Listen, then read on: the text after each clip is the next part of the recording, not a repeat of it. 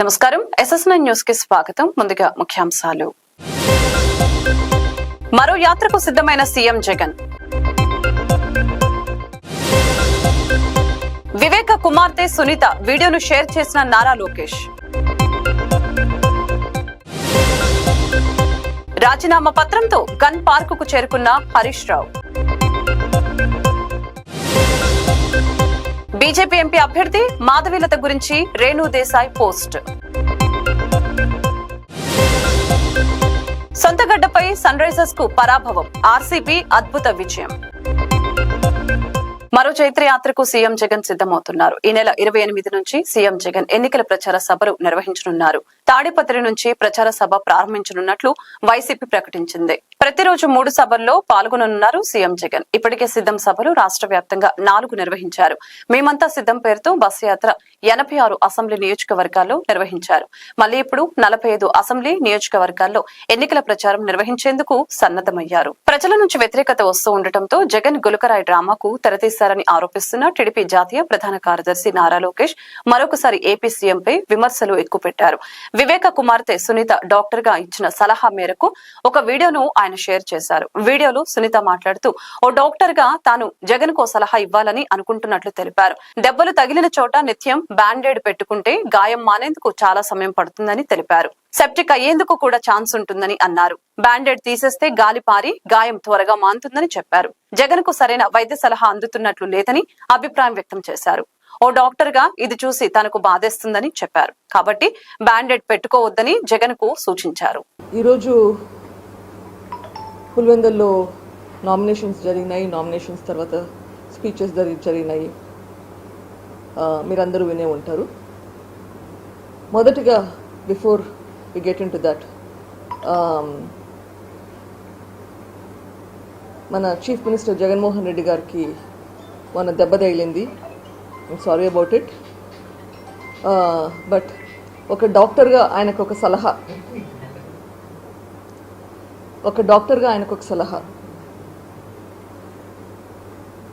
అట్లా దెబ్బలు ఏమైనా తగిలితే అమ్మా దయచేసి బ్యాండేడ్ పెట్టుకోకండి. అట్లా డ్రెస్సింగ్ పెట్టుకుంటే లోపల చీమ పట్టి ఇంకా సెప్టిక్ అయ్యేదానికి ఛాన్స్ ఉంటుంది. ప్లీజ్ బ్యాండేడ్ తీసేస్తే కొంచెం గాలికి ఆరి ఎండి త్వరగా మానుతుంది. చీఫ్ మినిస్టర్ గారికి డాక్టర్స్ ఎవరున్నారో నాకు తెలియదు, కానీ యాజ్ అ డాక్టర్ అది చూస్తూ బాధేస్తుంది that he's not getting the good advice. So request the chief minister not to put the band-aid or the dressing. రైతు రుణమాఫీపై నేతలు సవాళ్లు ప్రతి సవాళ్లు విసురుతూ ఉన్నారు. ఆగస్టు 15లోగా రైతుల రుణాలు మాఫీ చేస్తామని ముఖ్యమంత్రి రేవంత్ రెడ్డి హామీ ఇచ్చారు. దీనిపై హరీష్ రావు స్పందిస్తూ ఈ హామీ నిలబెట్టుకుంటే తాను ఎమ్మెల్యే పదవికి రాజీనామా చేస్తానని, రుణమాఫీ చేయకుంటే ముఖ్యమంత్రి పదవికి రాజీనామా చేస్తారా అంటూ ఛాలెంజ్ విసిరారు. ఈ ఛాలెంజ్ కు రేవంత్ రెడ్డి కౌంటర్ ఇస్తూ రాజీనామా పత్రం జేబులో పెట్టుకుని తిరగాలంటూ హరీష్ రావుకు సూచించారు. ఈ విషయంపై గన్ పార్కు వద్ద తేల్చుకుందాం, రాజీనామా లేఖతో రావాలని హరీష్ రావు సీఎం రేవంత్ రెడ్డికి సవాల్ విసిరారు. ఇందులో భాగంగా శుక్రవారం ఉదయం తన రాజీనామా పత్రంతో హరీష్ రావు గన్ పార్క్ కు చేరుకున్నారు. ఆయన వెంట తలసాని శ్రీనివాస్ యాదవ్ కూడా ఉన్నారు. మాజీ మంత్రికి మద్దతుగా భారీ సంఖ్యలో బీఆర్ఎస్ నేతలు గన్ పార్క్ వద్దకు చేరుకున్నారు. హరీష్ రావు గారు ఒక మాట అన్నాడు, రైతు రుణమాఫీ చెయ్యి, రైతు రుణమాఫీ చేస్తే రాజీనామా చేస్తా అన్నాడు. నేను ఈ వేదిక మీద నుంచి మాట ఇస్తున్నా.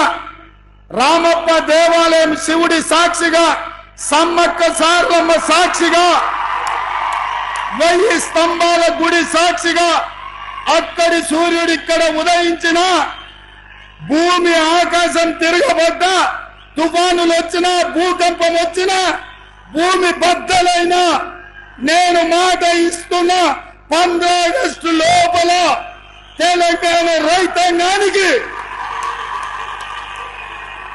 15 ఆగస్టు లోపల తెలంగాణ రైతాంగానికి 2 లక్షల రూపాయల రుణమాఫీ చేసి తీరుతా. హరీష్ రావు అన్నావు కదా సిద్దిపేటకు రాజీనామా చేస్తా అని, రాజీనామా పత్రం జేబులో పెట్టుకో. 15 ఆగస్టు నాడు నీతో మాట్లాడతా బిడ్డ, మాట మీద ఉండాలి. నీ మామలాక మాట ఇచ్చి మాట తప్పి దళితుని ముఖ్యమంత్రి చేస్తా, లేకపోతే తలకాయ నరుకుంటాని తలకాయ లేని మాటలు మాట్లాడతాం అనుకుంటున్నావేమో. 15 ఆగస్టు నాడు నీతో మాట్లాడతా. దేశానికి స్వతంత్రమే కాదు, రైతులకు కూడా ఆర్థిక స్వతంత్రం తీసుకొచ్చే రోజు 15 ఆగస్టు 2 లక్షల రుణమాఫీ చేస్తా. మీరు దేవుడి మీద ప్రమాణం చేసి ఒట్లు పెట్టుకొని బాండ్ పేపర్ల మీద రాసిచ్చిన హామీలు నిజమే అయితే రాజీనామా చేయడానికి ఎందుకు వెనకడుగు వేస్తున్నారు? మీరు రాజీనామాకు ముందుకు రావడం లేదంటే ఈ రాష్ట్ర ప్రజల్ని మరొక్కసారి మీరు మోసం చేస్తున్నట్టే లెక్క. ఒకవేళ మీకు రావడానికి ఇక్కడ ఇబ్బందిగా ఉంటే అమరుల స్తూపం దగ్గర, ఎందుకంటే మీరు ముఖ్యమంత్రి అయిన తర్వాత ఏనాడు ఈ అమరవీరుల స్తూపానికి ఓ 2 పూలు పెట్టింది లేదు, శ్రద్ధాంజలి ఘటించిన చరిత్ర మీకు లేదు. ఇది నిజంగా మా దురదృష్టం. అయినా కూడా ఈ ఒకవేళ మీకు రావడానికి ఇబ్బంది ఉంటే మీ పిఏ ద్వారా పంపండి, లేదా మీ స్టాఫ్ ద్వారా పంపండి, మాకు అభ్యంతరం లేదు. కానీ మా ఆశల్లా, మా ప్రయత్నం వల్ల ఈ రాష్ట్రంలో ప్రధాన ప్రతిపక్షంగా ప్రజలకు ఇచ్చిన హామీలు అమలు చేయించడమే మా కర్తవ్యం. ముందు బేషరతుగా మీరు క్షమాపణ చెప్పాలి. ఎందుకంటే డిసెంబర్ 9న తొలి సంతకం 6 గ్యారంటీల మీద పెడతామని, రుణమాఫీ మీద పెడతామని మాట తప్పినందుకు ముందు క్షమాపణ చెప్పండి. ఇకనైనా ఆగస్టు 15 అమలు చేస్తే మాకు సంతోషం. నా ఒక్కడికి ఎమ్మెల్యే పదవి కంటే ఈ రాష్ట్రంలో లక్షలాది మంది ప్రజలకు 4000 ఆసరా పెన్షను, 4000 నిరుద్యోగ భృతో, 2500 రూపాయలు మహిళలకు, 2 లక్షల రుణమాఫీ జరిగితే నేను సంతోషపడతాను. 5 ఏళ్లు నాకు పదవిలో లేకపోయినా కూడా రాష్ట్ర ప్రజలకు మేలు జరిగితే నాకు అంతకంటే ఆనందం ఇంకోటి ఉండదు. ఇందువల్ల నేను రాజకీయాలకు అతీతంగా స్వచ్ఛందంగా ముందుకొచ్చాను. నేను స్పీకర్ ఫార్మెట్ లో కూడా నా లెటర్ ఇవ్వడానికి నేను సిద్ధంగా ఉన్నా. ఇవాళ నీ డిమాండ్లను ఇవాళ ఇక్కడ ఉండే జర్నలిస్టుల చేతిలోనే నా రాజీనామా పత్రాన్ని పెట్టి వెళ్తా ఉన్నా. స్పీకర్ ఫార్మెట్ లో రాజీనామా ఆమోదించుకొని పదవికి దూరంగా ఉండడానికి నేను సిద్ధం. కానీ నువ్వు మరి ప్రజలకు ఇచ్చిన మాట నిలబెట్టుకోవాలని కోరుతా ఉన్నా. శ్రీకాకుళం రాజకీయ చరిత్రలో గతంలో లేని విధంగా చరిత్రలో నిలిచిపోయే స్థాయి మెజారిటీతో గొండు శంకర్ ను గెలిపించాలని కూటమి ఎంపీ అభ్యర్థి కింజారపు రామ్మోహన్ నాయుడు పిలుపునిచ్చారు. టీడీపీ అధినేత చంద్రబాబు, ప్రధాని మోదీ, జనసేనాని పవన్ కళ్యాణ్ శ్రీకాకుళంపై పెట్టుకున్న నమ్మకాన్ని నిలబెట్టమని కోరారు. కదం తొక్కిన కూటమి శ్రేణుల్ని చూస్తే జగన్ సిద్ధమంటే యుద్ధానికి రెడీ అన్నట్లుగా ఉందని పేర్కొన్నారు. కూటమి ఎమ్మెల్యే అభ్యర్థి గొండు శంకర్ నామినేషన్ పర్వం గురువారం స్థానిక 7 రోడ్ల కూడలి నుంచి భారీ బల ప్రదర్శనతో ప్రారంభమైంది. యువనేత తమ అభిమాన నాయకుడు శంకర్ నామినేషన్ దాఖలు చేస్తూ ఉండటంతో నియోజకవర్గం నలుమూలల నుంచి తరలివచ్చిన వేలాది మంది కూటమి శ్రేణులు ఆయనకు మద్దతు పలికారు. రోడ్లన్నీ పసుపు జెండాలతో కలకలలాడాయి. ప్రత్యర్థి వర్గంలో రైలు పరిగెత్తే విధంగా కూటమి అభ్యర్థి గొండు శంకర్ నామినేషన్ ప్రక్రియ సాగింది. కార్యక్రమానికి ముఖ్య అతిథిగా విచ్చేసిన కింజారపు రామ్మోహన్ నాయుడు 7 రోడ్ల జంక్షన్ వద్ద మాట్లాడుతూ శ్రేణుల్ని ఉత్తేజపరిచారు. నామినేషన్ ర్యాలీగా లేదు, విజయోత్సవ సభలుగా ఈ రోజు నడుస్తుంది. దీనికి తలదొన్నే సభ మళ్ళీ మనం ఎలక్షన్ తర్వాత మనం అందరం నిర్వహించుకుందాం. శ్రీకాకుళం జిల్లా ఇచ్చాపురం నియోజకవర్గం నుంచి వైసీపీ ఎమ్మెల్యే అభ్యర్థిగా శ్రీమతి ప్రియా విజయ నామినేషన్ వేస్తున్న సందర్భంగా శ్రీకాకుళం ఎంపీ అభ్యర్థి పేరాడ తిలక్ భారీ బహిరంగ ర్యాలీలో పాల్గొన్నారు. ర్యాలీలో నియోజకవర్గ జెడ్పీటీసీలు, వివిధ హోదాలో గల వైఎస్ఆర్సీపీ నాయకులు, కార్యకర్తలు, అభిమానులు, ప్రజలు పెద్ద ఎత్తున పాల్గొన్నారు. జలమూరు మండలం నగిరి కటకం కోమనపల్లి పంచాయతీలో ఎన్నికల ప్రచారం నిర్వహించి సూపర్ 6 పథకాలను ఉమ్మడి కూటమి టీడీపీ అభ్యర్థి బగ్గు రమణమూర్తి ప్రజలకు వివరించారు. ఇందులో భాగంగా జనసేన నాయకులు బలగా ప్రవీణ్ మరియు జెడ్పీటీసీ ప్రతినిధి మెండా రాంబాబు, ఉమ్మడి కూటమి నాయకులు తదితరులు పాల్గొన్నారు. తిరుమలలో భక్తుల రద్దీ తగ్గింది. నేడు శ్రీవారి సర్వదర్శనానికి భక్తులు 20 కంపార్ట్మెంట్లలో వేచి ఉన్నారు. టోకెన్ లేని భక్తులకు శ్రీవారి సర్వదర్శనానికి 8 గంటల సమయం పడుతోంది. శ్రీవారిని 61,492 మంది భక్తులు దర్శించుకున్నారు, మొక్కులు చెల్లించుకున్నారు. 27,660 మంది భక్తులు స్వామివారికి తలనీలాలు సమర్పించారు. నిన్న శ్రీవారి హుండీ ఆదాయం 2.72 కోట్ల రూపాయలు వచ్చినట్లు టీటీడీ వెల్లడించింది. తాజాగా బంగారం, వెండి ధరలు పెరిగాయి. దేశ రాజధాని ఢిల్లీలో 22 క్యారెట్ల 10 గ్రాముల బంగారం ధర 68,150 రూపాయలు ఉండగా 24 క్యారెట్ల 10 గ్రాముల బంగారం ధర 74,401 రూపాయలుగా ఉంది. హైదరాబాద్, విజయవాడలో 22 క్యారెట్ల 10 గ్రాముల బంగారం ధర 67,821 రూపాయలు ఉండగా 24 క్యారెట్ల ధర 74,041 రూపాయలుగా ఉంది. వెండి ధరలు పెరిగాయి. ఢిల్లీలో కిలో వెండి ధర 84,500 రూపాయలు ఉంది.